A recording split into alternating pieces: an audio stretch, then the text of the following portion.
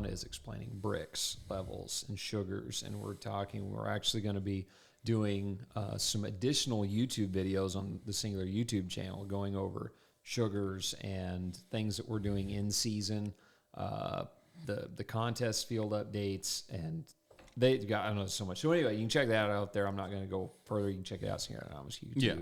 But yeah, and so but one of the questions that came up is, because John, you are a pilot. Yep.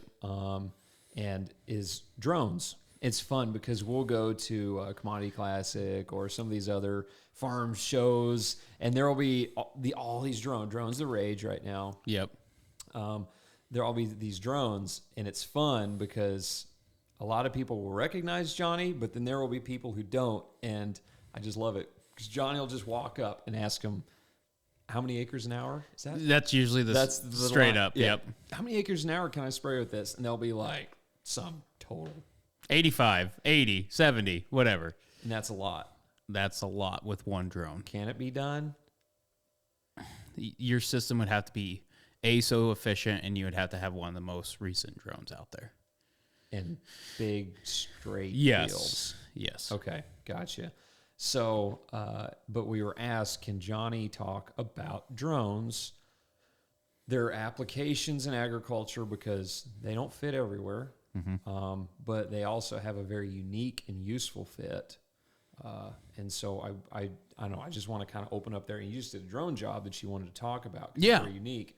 Yeah. So with drones, take it away, because I want people to be able to go away from this podcast with, if they're on the line, either being able to help really make that decision to go ahead and purchase, or to not, because they heard a real life story of drones in agriculture and business. So Yeah.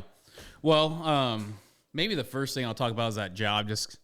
So I just got done with it yesterday. But what it was 40 miles of canal that I was doing, irrigation canal, putting down a ground sterilant so vegetation wouldn't grow in there throughout the season.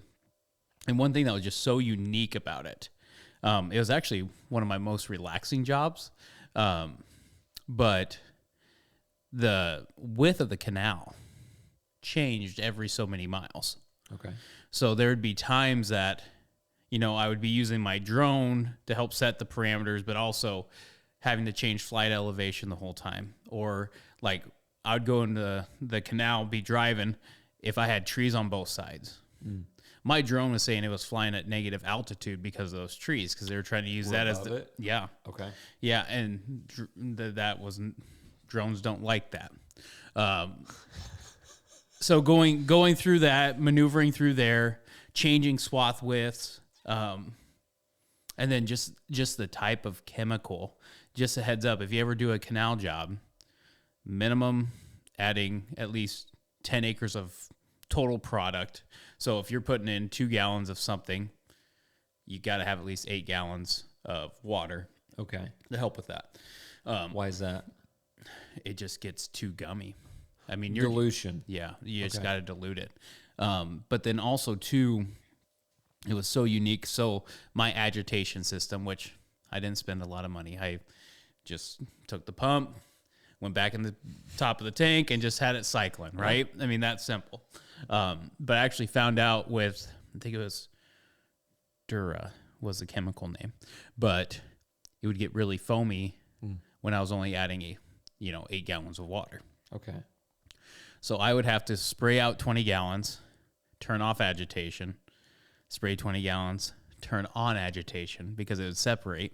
Oh, wow. So How many gallons does drone hold? My drone holds 10, and that's my T40 drone. Okay. And so this would have been your batch? Yeah, so I have a 100-gallon batch tank. Okay. Or hot load tank. Sure.